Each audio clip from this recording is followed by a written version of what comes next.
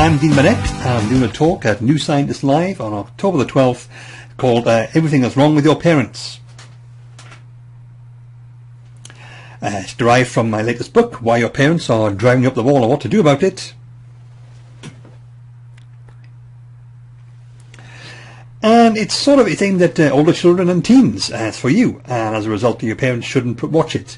Technically, your parents shouldn't be watching this either. I'm going to give some stuff away. So, if you're a parent watching this, look, bank statement. You like that? Yeah, you like that? That's mature, isn't it? That's grown up. Do you want it? Do you want it? Yeah, go get it. Okay, while they're busy, it's all about brain development and all the different things that happen inside the teenage and adolescent brain, and how these things are all essential. They're really important. They're a vital part of life, but they cause issues and consequences, and your parents with their fixed, solid brains can't actually adapt to that. And the talk's all about that, what you can do about it, and how it affects us all.